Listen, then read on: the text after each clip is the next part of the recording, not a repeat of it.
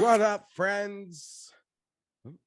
Friday night, Wednesday night edition of the Geoff Fienberg Show. Just talking behind the scenes scheduling for the future of the Friday show. It's the night before football. On football eve here on FTN Daily, presented by PrizePicks, Geoff Fienberg Show. NFL season starts tomorrow. It's just a tease. We're getting our sacks tickled, right? Little bit. Doesn't do enough for me. It's just a tease. It's just a taste. Football doesn't start until there's 9 games at 1 o'clock on Sunday. That's when it starts. That is when you're just gorging. Week 1 of the National Football League. This isn't even a hot take. It's not a hot take. If you consider this a hot take, then we got a problem. Week 1 of the NFL is better than the goddamn Super Bowl. It's better than the goddamn Super Bowl. Week 2 is better than the goddamn Super Bowl. Full slate of games, hanging out with the boys. Not saying not hanging out, having a Super Bowl party, but, full slate. It's like the ice cream sundae, the brownie, the fudge, the 4 scoops, all your fixins. That's what weeks 1 and 2 is. As I've said many times, Super Bowl, it's like a cherry on top of a sundae. It's a long way till we get to the Super Bowl, and a lot of football in between, and a lot of lost bets in between. So a lot of things going to happen between now and then, but the excitement lingers, the pure adrenaline for the start of the National Football League. And obviously the Chargers can't make it to injury report number 1 without bad news. Austin Eckler did not participate today in practice. Apparently he was working on individual drills on the side, which I guess is a good sign in the sense that it doesn't seem like it's a major situation. But the Chargers play the Washington Redskins on Sunday. I mean, that's already a scary matchup. And if you don't have your primary back to sort of keep that pass rush at bay and have your favorite check down option to sort of, maybe make sometimes that pass rush think about levels of containment, maybe could be trouble. Things could be trouble. So it's a bad sign. It's a bad sign. And I was getting really cocky about the health of the Chargers. And I'll tell you what, don't ask me because I don't know what the rotation is if Eckler doesn't play. Nobody calls me. What do you think? What do you think? The coaches are calling me, telling me which running back gets his turn for you fantasy guys? I don't have a clue. And people have been asking me all offseason for their drafts. Who's the handcuff? I don't know. That's how fluid it feels like the backup situation is for the Chargers. And that'll be one.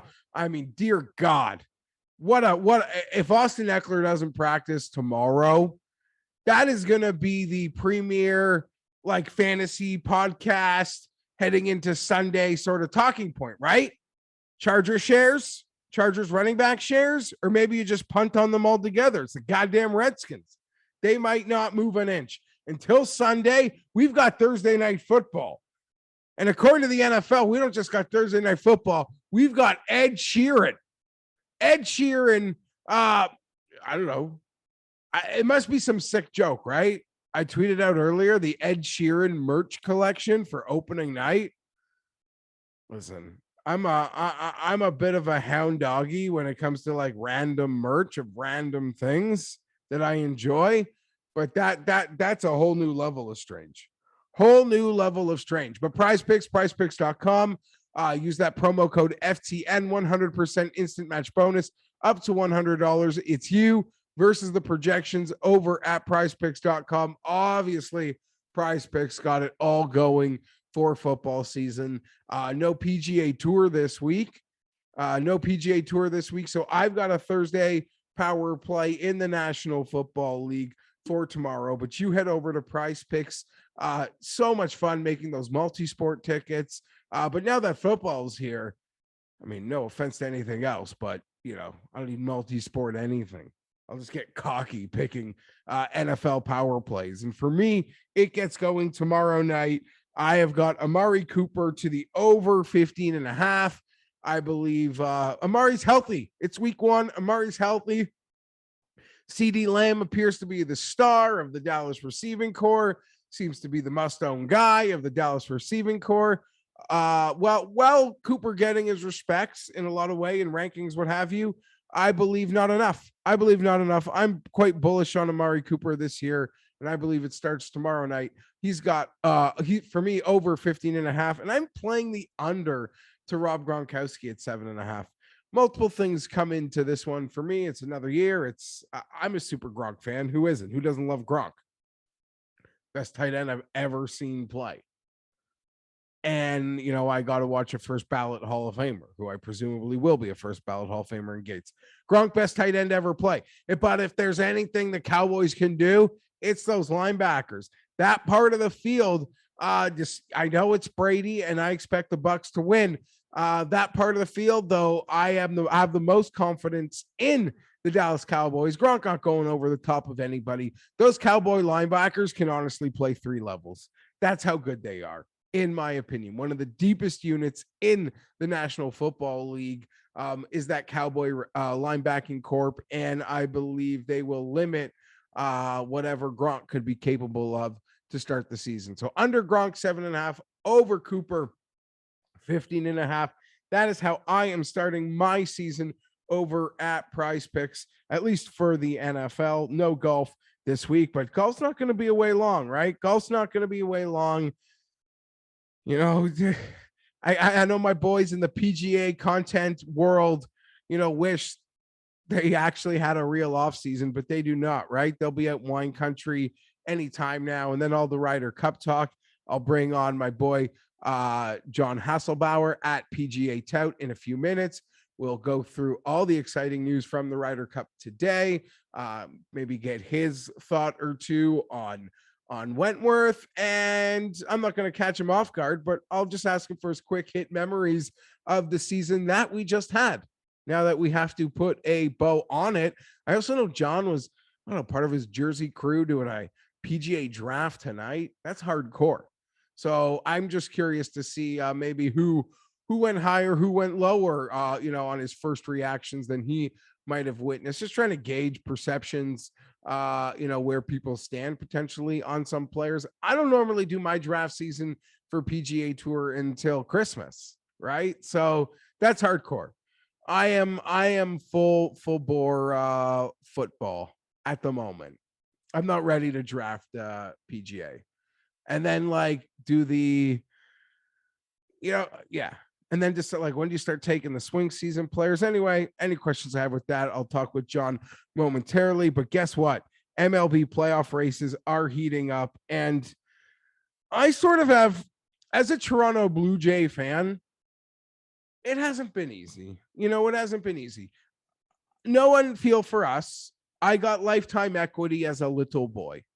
Back-to-back World Series. I was 9 and 10, old enough to enjoy it, take it in, not old enough to give it the full go and get a party with the boys, but seeing the joy that I had and that it brought my dad and my uncles and my older cousins, that's something that's lifetime equity the franchise has given us. And we had our fun run a couple years ago. But my thing with the Jays is, and this is probably unfair, and I know Yankee fans don't think this way, but we have to come at it with totally different mindsets. When I'm not expecting to win a championship or go deep in a playoff, my ask of the Jays is just take me to week one of the Chargers. Just take me to week one of the Chargers. Just take me to week one of the National Football League, and I'll give you 2 thumbs up on your season. Well, right now, the Blue Jays are 2 games out of a wild card spot. They've won 9 of their last 10 games. The Yankees are reeling. The Red Sox are reeling. And all things are starting to happen in September. 25 games to go. The Jays are going for 3 in a row versus the Yankees tonight with a 4th tomorrow. Red Sox just beat Tampa. That AL East is insane. That's another part of being a Jays fan. You just, in that sort of, you're just always up against it between the Yankees and the Red Sox and the Rays' ability to always be great. If the Toronto Blue Jays spent the last 20 plus years in, say, the American League Central, the amount of playoff appearances would probably be flirting with like 4 or 5. Because all those years, the Twins or Tigers in some ways battled it out. The Jays had the wins. They were just in the wrong division in many of the cases. Jays were winning a game or two less than the team winning the goddamn Central, even when the Jays were bad for a bit. But nonetheless, super exciting for me. Hoping to see the Jays take care of the Yankees. It's fun to get chirped by Yankee fans or see how quiet they can get on the internet. There are a lot of them in the circles. Speaking of a lot of them, I've realized there are a lot of Redskin fans who like me. There are. And I, whether it's in that Baltimore, that Virginia, there's this whole like group of Redskin fans that, I mean, I don't know. Maybe I'm just naive to it. Obviously, I'm sure there's fan bases of a lot of teams, but a lot of Redskin fans having fun banter with me this week. And it's great I'm enjoying it. I enjoyed a lot. I'm excited for both of our teams. And hopefully we can survive the first game healthy. And that would be good. Got a lot of respect for the Redskins. I'll close on this. I do think they're being a little overrated. How good do people think Ryan Fitzpatrick is? How good do they think he is? Where do they think he can take this team? I think how cool Ryan Fitzpatrick is overshadows a lot of his faults that people want to think don't exist. I don't know whether that was fair or unfair, but that's just how I see it. And anytime Fitzpatrick's been brought in to be QB1, I don't think it goes well for people. Fitzpatrick's the best when he comes in supplements or, has to play that veteran, that role. It's worked for him in a lot of places through his whole career. But when he's brought in to be the guy, I don't know, has that worked ever? So we'll see. Fingers crossed Chargers can get into that game healthy, get out of that game healthy, and get a win. Okay, let's move on here. Time to talk about the Ryder Cup situation from today. Some surprises, certainly for me and other people who are Patrick Reed supporters. So I'm going to bring in my buddy at PGA Tout, John Hasselbauer. John and I maybe can do a little Patrick Reed support group today, because I could tell you, John, I don't know about you, but when you've put yourself out there as a Patrick Reed fan, the haters recognize.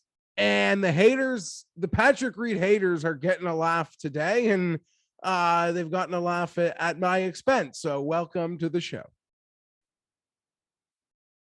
I might have put Tino on the spot here to get John in quickly without actually seeing if John was here. I assume John heard my lead in there. It looks like he is here. So he's here. So John, the Patrick Reed haters, there are a lot of them. Today is their day. Today is the day that I guess they've been waiting for. In many ways, I've got to give them credit. Like, they predicted it. Despite the crazy circumstances that I believe brought us here, they called it. I didn't want to believe it ever. And today it came a reality, and they get to have the laugh today. So welcome to the show, John, my man. Welcome. I guess last time you were on, you made that amazing Kisner call. No real golf tournament to hold you to, at least on the PGA front this week. Even Wentworth, I'm not going to hold you to anything. And it's not like you're proclaiming anything from the mountaintop, but Patrick Reed, are the haters coming at you? Because they've come at me. No, I don't know what I would call myself. Like, I'm not an avid Patrick Reed supporter, but I'm one who definitely bets Patrick Reed more often than most, because the books just refuse to give a fair number on him, and the public does not jump to bet him. And so his number just always slips to a great value spot. So I find myself betting on Reed a lot, which in turn gets me rooting for Reed a lot more often than other people. And I think just in general, like, a lot of the things that people don't like about Patrick Reed are gamesmanship things, where he's just trying to get an extra edge on the course. And I don't think he's like outwardly a people. I think he's like maybe a little standoffish and not everybody's best friend, but he's out there competing with everybody every week, and he wants to win. And he's a guy that takes winning very seriously. not that different from how Bryson carries himself. I know he's another polarizing guy, but I think I'm not as passionate to dislike Patrick Reed for the reasons that other people do. And I think it was wrong to leave him off of the Ryder Cup team. If you look at his record compared to everybody else that was on the bubble, it stands for itself. I know the recent form isn't exactly where you'd want it to be. There's an argument that recent form going to match play isn't that relevant, and you take good match play players if they're good overall players. In the end, am I going to lose sleep over Patrick Reed being snubbed from this team? No, because we had so many good options, and if it's not Patrick Reed, it's Scotty Scheffler. Fine, they're both great players, but slightly disappointed that he will not be on the team in a couple weeks. I mean, I say this in the nicest, like I don't mean this in the mean-spirited way it might come off as, but I mean, the guy doesn't talk to his own family. So there's a level of right, he's like disowned almost his own parents in some regards, almost in like an Aaron Rodgers type way. I don't know what brought them there. And anytime you hear that, that's just a different cat. Like that's just and listen, I am speaking out of turn because there could be personal circumstances that have somewhat been documented, but nothing that I have ever read seems like it's worthy of the steps that he has taken or Patrick Aaron Rodgers. But those are different animals that beat to their own drum the second they literally want to cancel their own parents. Yeah, I mean, I don't think his mentality is all that different from like a Brooks Koepka, where he just really wants to win really badly. And, take the at-home stuff away from it. He's not going to be your best friend on and off the course. He's showing up at the tournament to win it, and he's not going to have lunch with you afterwards. That's just who Patrick Reed is. Yeah. So there are a lot of things to unpack. Many of us totally agree with the betting aspect of Patrick Reed, and you could probably just say, I want to auto bet Patrick Reed at majors, WGCs, FedEx Cups, or any sort of premier field event. That number gets to 40 almost without fail every time. And history shows you just auto bet that Patrick Reed will make you good, make you whole, and then some before you get to 40 of premier events and he doesn't win. That almost feels impossible in that respect. I also, part of me is like, I can't wait to bet him next year, John. He's gonna, they're just unleashing a Kraken in him in some regards. He's just gonna show up everywhere now to make his way on the team. Okay. Yeah, I think for Patrick Reed, this is a significant snub. Like any other elite, I shouldn't say any other, a lot of elite upper tier players on the cusp who get cut from a Ryder Cup will shake it off and say, I wasn't going to get paid at that event anyway. Like, whatever, I'll just, it's fine.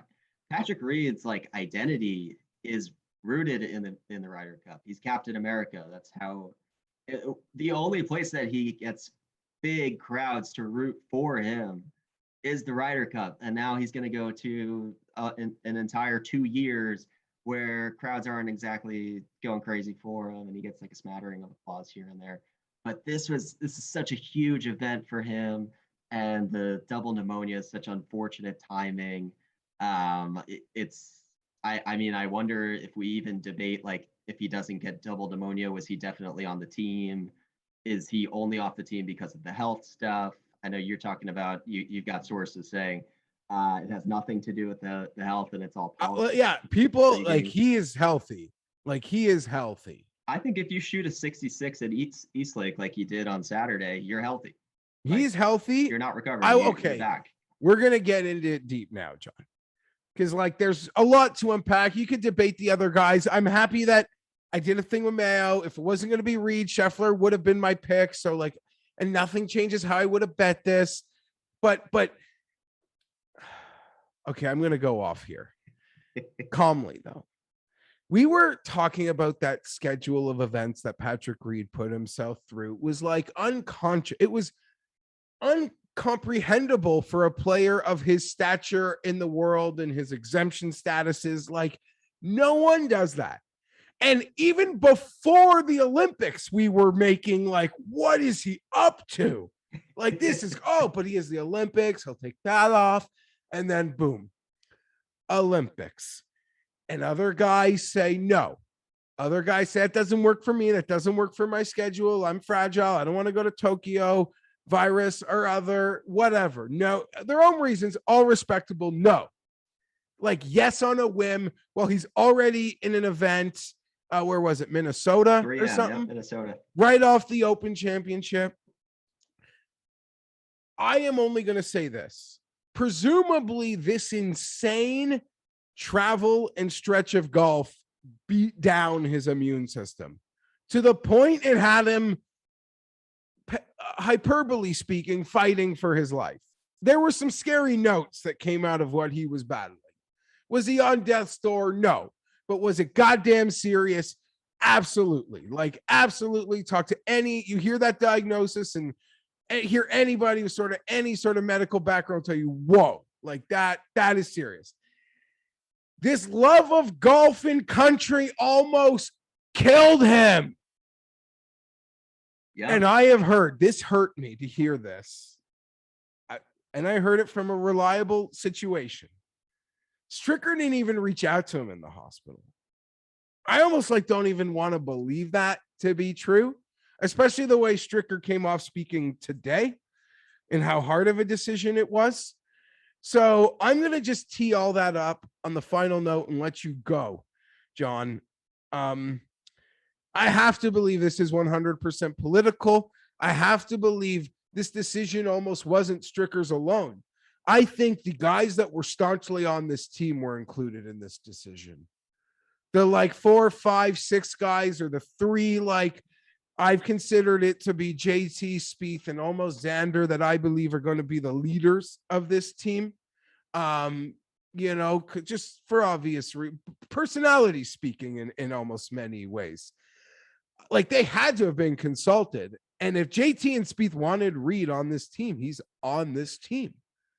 I believe the captains of the team itself make the pick as much as the captain itself when you're at that final spot. Who do you want there? Part of the reason we all thought Mickelson had such a good chance, I don't know, I think, at least I did, I think they're going to just vouch for him and Stricker will be like, okay, if you guys want him, I'll do it. So this feels very political. And everything's political. And if this feels like the best chance to win, then whatever. But yeah, so it almost killed him. And I believe politics, locker room politics, played a big role in this decision, as does Reed's camp. Yeah, my gut reaction was this better have been he's sicker than he's letting on, or he talked to Stricker and said, I'm not healthy or I have concerns. And it was a health decision. That in my heart, I was hoping that that's the reason why he was snubbed. But the more that we talk about this and peel it back, it does have the feeling of something political. When we talk about, you look at the roster of the automatic qualifiers and then, add Spieth and Xander and Finau to that. On paper, the talent is all there. And the only thing people are talking about that's going to hold this team back is the chemistry. And Bryson doesn't get along with Brooks, and DJ doesn't get along with Brooks, and Bryson doesn't get along with Cantlay, and all this inter-team turmoil. I think part of Stricker's decision as a captain selection is, don't make this any worse. The top guys are going to play 4 or 5 matches. They're going to play 2-a-days for foursomes and 4 balls on Friday and Saturday, and they're going to play on Sunday. And if our good players are good, we'll get our points there. And these last 2 fringe guys, number 11 and number 12 on the team, will play once in one of the team ball formats, and then once on Sunday. And we'll mitigate the damage that they are contributing to this team, and we'll just make sure that they don't make the chemistry any worse. And we'll get a guy that is amenable and a guy that's not going to stir the pot any further. And I think that's why they pick Harris English and Scotty Scheffler. They're just guys that cannot make the chemistry any worse. They are easy picks in good form. Nobody's going to knock Stricker for taking either of those guys on the merit of their game. And you could stick either of them with a Bryson if you're having trouble pairing him with somebody because they're pretty level-minded and even keeled. So the more that I think about it, yeah, it does sound political. With Reed, he's not in the best form. I don't think that matters personally. You look at the body of work, there's not a lot of Americans with good match play records. Patrick Reed is emphatically one of those players. So like to me, he was a lock. He wasn't even a guy I was considering on the bubble after I saw him play at Eastlake. Going into Eastlake, I said, what are we working with here as a guy playing professional golf for the first time off of his deathbed? So have to take that into account a little bit, but I thought he showed enough to prove that he was healthy and ready to play competitive golf. And, like we said, I'm very disappointed that he's not on the team. It means so much to him. And you talk about U.S. Ryder Cup history and why does the talent never breed results? And the easy answer is just that they don't want it enough. There's no doubt that Patrick Reed wants it. And he lives for this. And this is his major. And it's unfortunate timing that he got sick. And it's too bad that he's not on the team because I know he's got to be crushed about it. And any supporter of Patrick Reed has to be equally as crushed. That's very well said. And it's sort of like, even the whole, like when Kisner had his moment of debate, I'm like, Reed does what Kisner does, except he actually wins like premier events on the PGA Tour on a regular basis. Sort of like, I don't know. That was my retort with the whole Kevin Na debate. Like, you can't take Kevin Na over Patrick Reed. If Kevin Na is a poor man's Patrick Reed. Yeah, in many ways, he absolutely is, John. And it'll be interesting to see what happens if Brooks can't go or what the rambling is going to be on that. I have two ways of thinking. One, I'm encouraged that maybe Reed gets that spot just based on hearing Stricker's comments today. Like, you could, like, it's sort of having to answer the Kevin Na questions or Bird's questions or Reed questions. He really seemed like that Reed decision was hard. Or maybe that phone call was the harder phone call to make. Oh, I'm sure he heard it on that phone call. I have no doubt about that. Yeah. If you're saying I lost sleep over it, you better have given Patrick Reed a call when he was on that hospital bed. That's the part. Yeah. So I don't want to go losing sleep over it if you're not reaching out to him. So I hope that allegedly, yeah. I don't want people really running, but that's just allegedly something I heard from something that has been quite reliable on the Reed situations in the past, information wise, including a consortium of other incidents. But yeah, so I'm encouraged that he could get the next spot that way. But if it's political, like, they already made the decision that he's not on the team, which means he will be passed again. Like if they pass him twice, I don't want to believe it's true, but again, like, if it's political, they passed him once, they've already made that decision that, like, no, he's just not going to be part of this. Yeah, it's hard to, because now you've upset him, right? And now if you invite him back, he's just pissed at everybody. And you're already concerned about the team chemistry. Now you got a disgruntled Reed. He knows that he's playing second fiddle to some other guy. I think there's a non-zero chance that Phil is involved next week. Say that one more time. I think there's a non-zero chance that Phil backfills a spot if somebody gets COVID or Phil. Oh yeah, that I didn't really think about that, because he would already have been through like team protocols, or if they really want to take the Brooks decision to the 12th hour. Yeah, Phil's just gonna let Stricker know his clubs are off. His clubs. Phil will send Stricker a picture of his clubs being brought on the plane. That being said, I fully expect Phil to break out a wedge during their practice round with a wad of cash and be like, okay, let's go. I'm not playing this week, but we're doing something right now here, boys. Hey, it's the best way to simulate match plays, to put some money on the line. Yeah. The stakes in a practice round. Phil knows how to do that. Phil knows how to do that. And we all know those great Xander stories from the, I guess, pre that PGA PGA win. Yeah. So yeah, I don't know. There's a lot to unpack on the Reed front. Like I said, I think the Reed detractors, this is, I guess, their moment. Like it doesn't matter what he was capable of. It was addition by subtraction.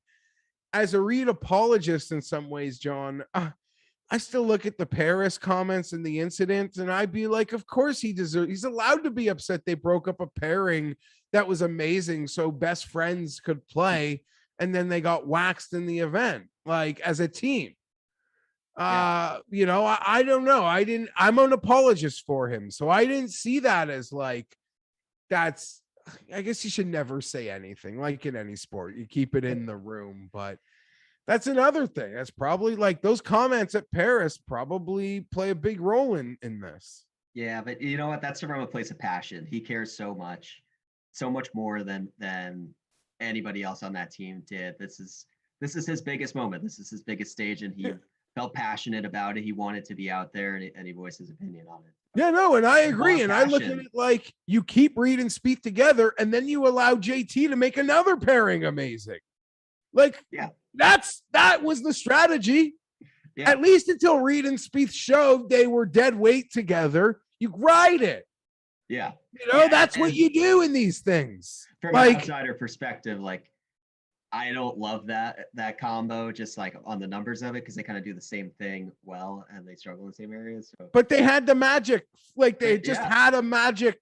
They were magic. And yeah, I don't know. You keep those, in my opinion, you keep those together. And I'll get off the Ryder Cup with this and give you your final thoughts. I've said it a few times. I think a lot of the shit's been overblown. If anything, I expect something closer to Hazeltine. Like this group is so new at this, and even the guys that have been there before, this is their first time being at the forefront of the team. So it's like their turn now to be responsible for the flip, for changing the script. Yes. And I see, and I've always bet Europe. I've never not bet Europe in a Ryder Cup. It's worked for me great. I took it as an idiot. I took it on the chin at Hazeltine, knowing I was making a losing bet, but I still did it. And in Paris, me and Mayo laughed at like, no, like this thing like feels so weird, and like we were giggling, pounding Europe. I'm going to take a huge loss if they lose this thing. Like, I'm going to lay the juice. I'm going to take a huge loss if they lose this thing, because I have such a belief that this new wave of USA golf is here to flip this script. And this really begins when they got to win a road game. Right? Yeah. Because even through the dominant, we saw them. Medina was a crazy, beautiful moment comeback. I still got a carpet burn scar on my knee from that rose putt. And Hazeltine felt like they waxed them. At home, they've been great, despite that Medina thing. They're gonna wax them this time, and then it'll all be okay. Let's see what happens in Rome. Yeah, I mean, I'm so excited for the Ryder Cup. I don't know how I'm gonna approach betting it. USA is -190 on my book right now. I can't bet that. I would rather bet a favorite in NFL like -160 on a money line and throw like big wads of cash at that than this, because we've seen so many times a prohibitive favorite, for whatever reason, it doesn't translate. And I'm like, I think I share the same confidence that you do. But I think especially in the wake of what just happened at the Solheim Cup, where USA was a prohibitive favorite at home, and was just such a talent discrepancy, and they got dominated. I'm surprised that it's still as that much juice on USA, given the history and just the recency of it not going according to plan. Like, I would think bettors would still want to be hitting the Europe side just based on the history of it. Yeah, I will say I kind of noticed maybe at the start of the playoffs it was closer to like 175. And then Finau won, and obviously can't like two guys that were. I mean, I was probably had more hope that Finau would make the team before the FedEx Cup, or not think he was like dead, even without a win. I thought he was Cantley in without a win, but I pardon? was in the minority on that. I thought Finau was in before he won Northern Trust. I thought Finau. Yeah, he was in I for me, even but doing that the was Northern. not a popular thought. Yeah, even doing the Northern Trust show. Well, in my Ryder Cup, like what I hope the team is, I had Finau on the hope. But Yeah. even doing that Northern Trust show with Mayo where we both bet him, I was like, I don't even think he has to win. He just has to show that he's like in a good place. Like if he goes back to T5, T10 Tony through the FedEx Cup, I would have thought that would have been enough. And I think as we saw how this team played out, it probably would have. And I was ready. Well, I don't know if you're part of that crew, but one of Andy and that whole Jersey, that they gave me some I had some of that big 35-1 Bryson number during the playoff loss. We all. And I was letting him know. I was saying, like, listen, if this hits, don't even worry about paying me. Just dump it on the Ryder Cup, and it was minus 175 then. It's gone up. Maybe I do agree. Maybe as we get closer, I think it could go maybe back to that 175.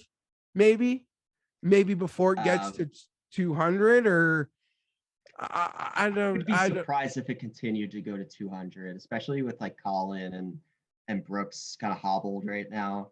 I don't think momentum is especially on their side. There's also a Euro event where some of these European players are going to look good. Maybe a fringe guy wins and that pushes the Euro number up, or maybe like, or even if Hovland wins or Hatton wins or any of those guys, like, okay, that like, because that's such a, I guess on that note, like, do you have any thoughts on the BMW? Have you made bets? I could tell you, I bet on Fleetwood at 25, and I bet on Bezuidenhout, and I bet on Horsfield.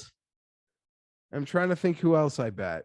I should look that up. Do you make any bets? To be honest with you, I have not given it one look this week. To me, it's NFL week. I'm saving my money. I'm throwing it all NFL. There's no way for me to research this tournament. I'm definitely not going to watch it. So I'm not kidding myself. I could take 1 week off of golf, save it up for Fortnite. I know. I totally 100%. I can't disagree with any part of that. I guess from a research perspective, I could only, no. How do I put this? Like it'd be like it's a court, like it's a familiar course. You sort of know what players have played well there, what it takes, there. But interesting, right? Are you? I guess forgetting like, okay, making a bet. Like, who are you most intrigued to maybe make that big push? Alex Noren has been hot for almost made the FedEx Cup. This is a course that he has won at.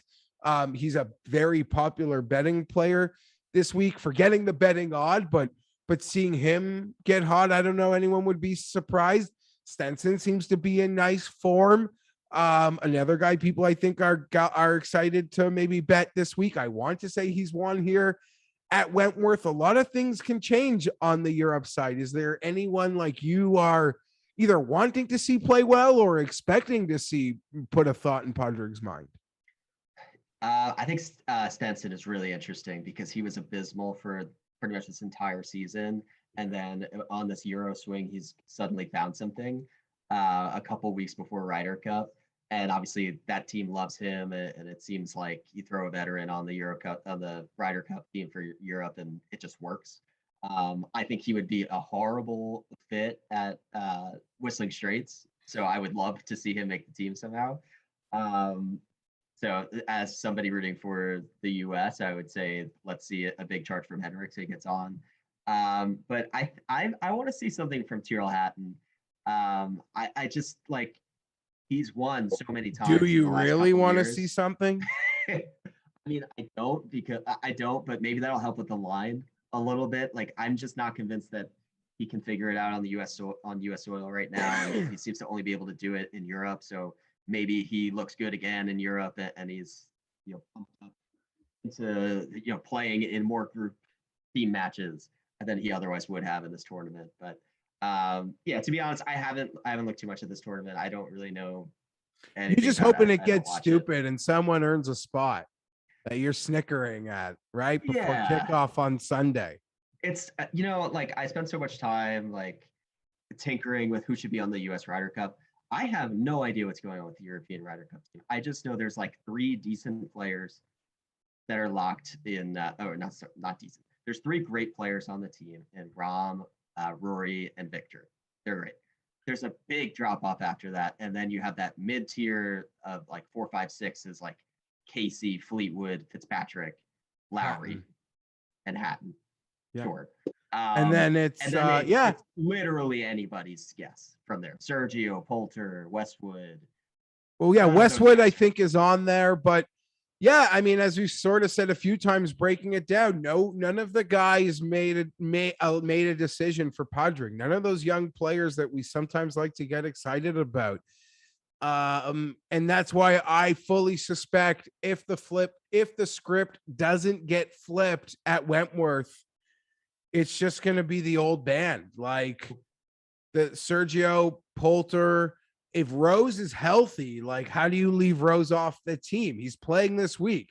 He's very interesting this week if he shows a pulse. Yeah, no, I'm just saying, like unfortunately or fortunately for Europe, I mean, because in many ways it's like, as even Tambo said in the thread today, they just bring like pretty much the same 5 or 6 guys and beat them every time, and these are part of them.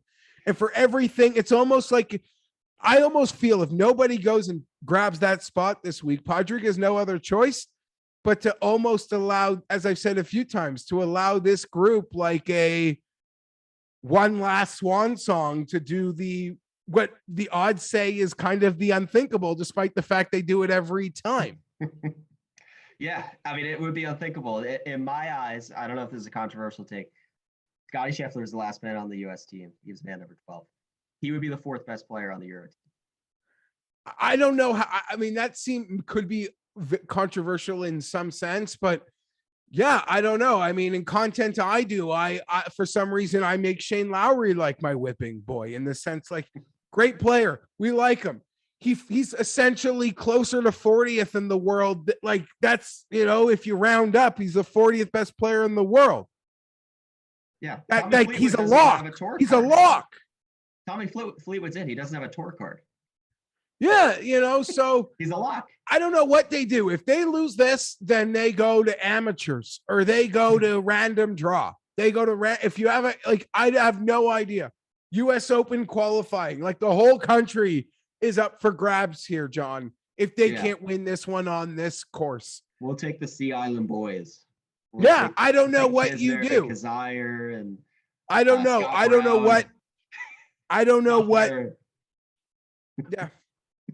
I don't know what would be the next step if they don't win this one, because I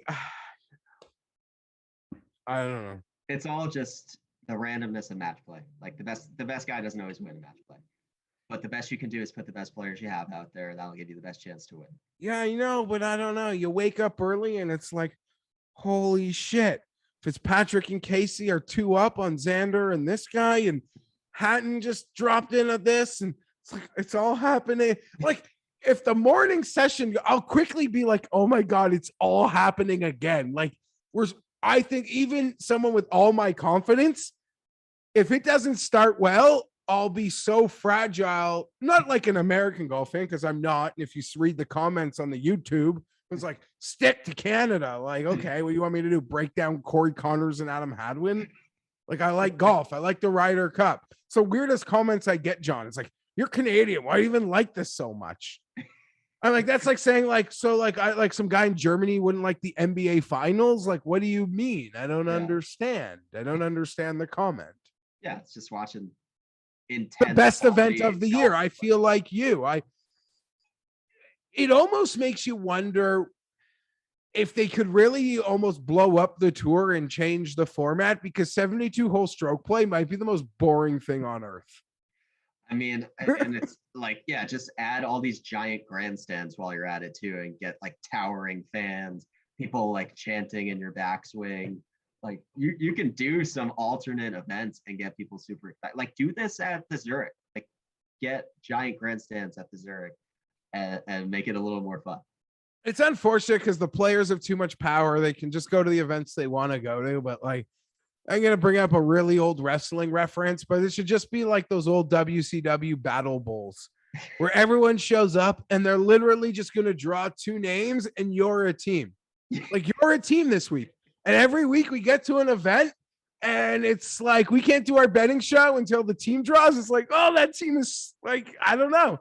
Like, I have no idea because I get excited, whether it was the Olympics or Zurich or WGC, any format change in the slightest, like I can sort of buy into, except the allocated strokes, like the Tour Championship. That's the only thing different that I don't buy into. Yeah. That I've talked ad nauseum about that topic this week.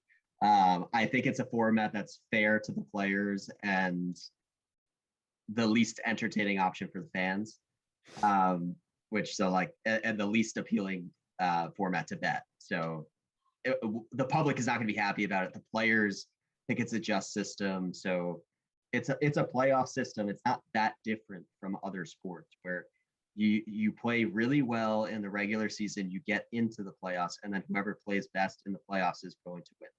That's the system that they have. It's not that different from baseball or basketball or even football.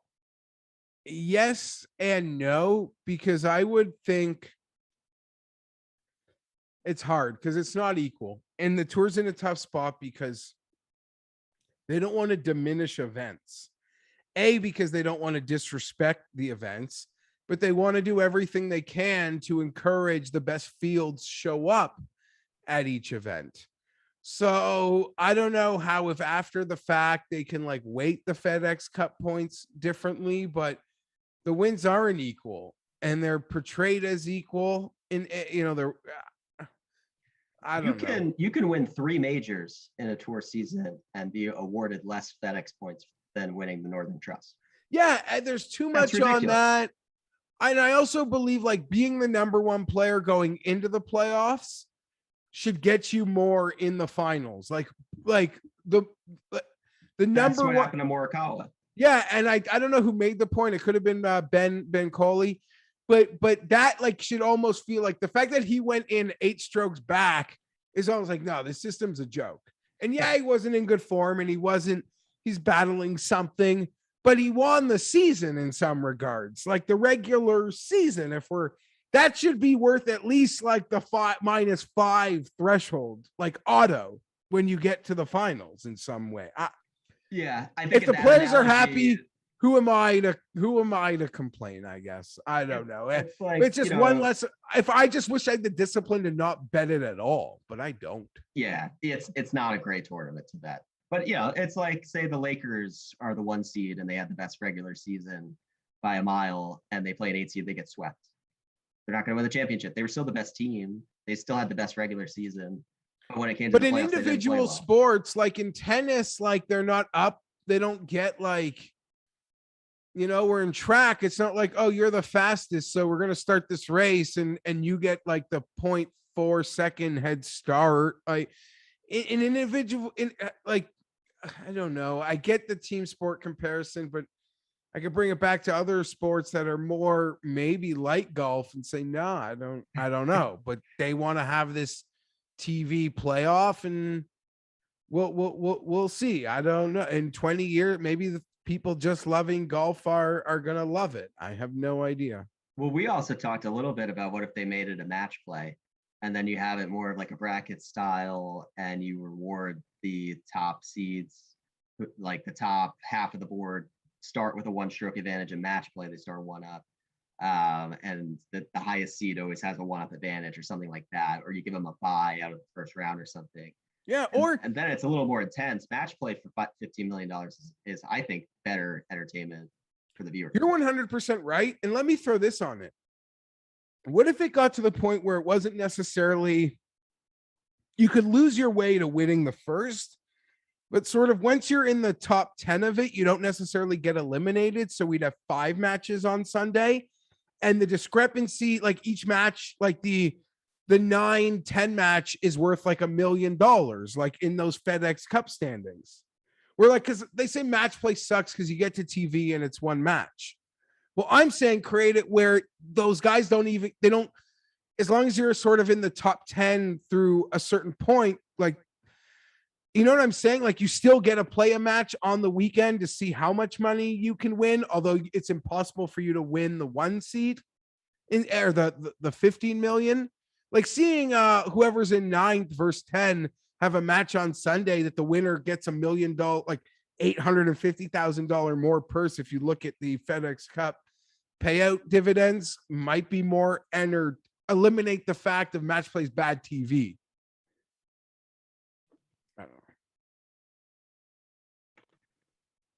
I don't know if you heard me. Now I'm talking to myself, but that's okay because the show's almost over.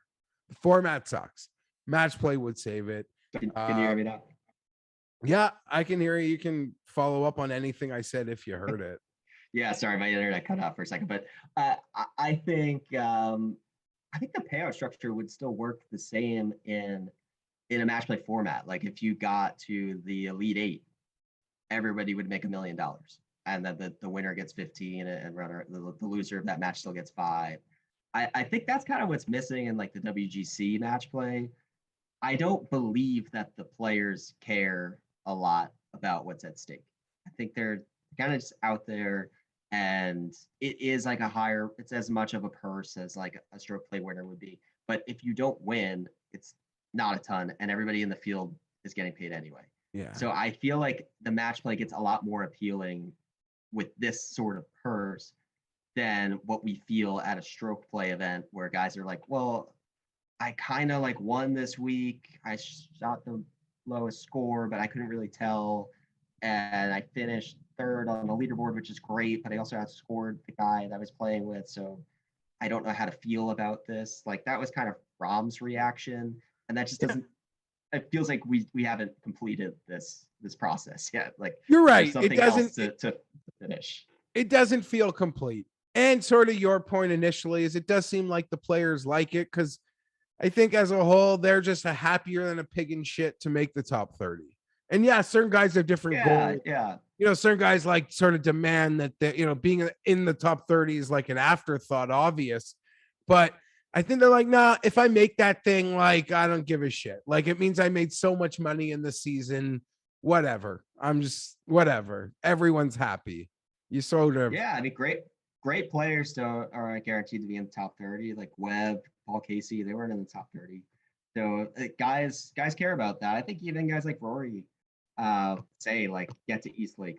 That's a goal. So I think that is also part of the problem. Like the goal is just to arrive there, and then guys know that because of the scattered scoring, it's not attainable to win if you're not in like top 5, which means that if you didn't like T10 in one of the first 2 playoff events, you really don't have a chance to win, which is unfortunate.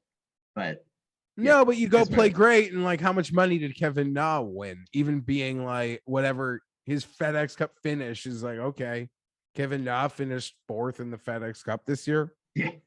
Whatever. Yeah, I mean Cam Smith was like 2nd in points going into the BMW, and it's like I can count like 2 events this year that Cam Smith contended. Yeah, and one of them was a team event. Right? Yeah. So yeah. There's flaws in it, but that's the system that they want. FedEx wants the playoffs to be really important, so they're going to put a premium on the playoffs. I think it's okay to have that sort of weight, that gravity on a playoff event where you have to score well here, you have to finish well here to have a chance to win for the season. You can't just coast off of what you did in the months prior. Agreed. That was very well put.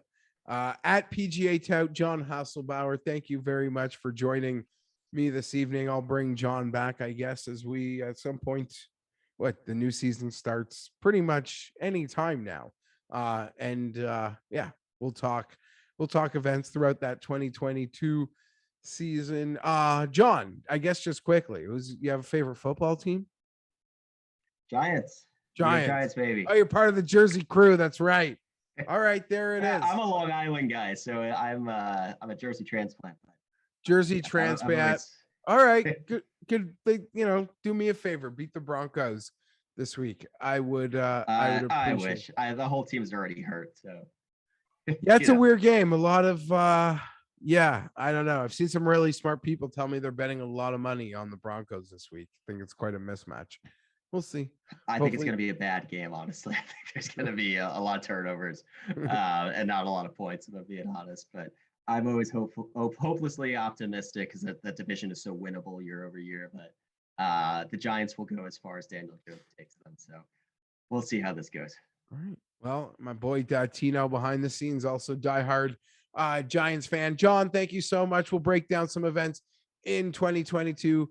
Thank you for joining me this evening as we had to decompress this Patrick Reed stuff.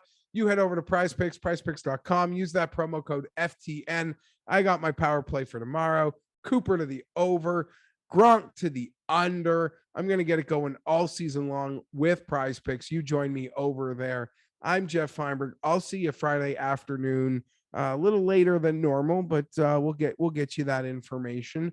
And yeah, that's it. Football season starts. We are 1 hour away from Santa coming down the chimney and delivering us the first day of football. So hopefully all your football blessings come true this season, friends. And by that, cash a big one. Don't lose all your money. Bet responsibly. Don't listen to me. I'm Geoff Fienberg. See you Friday.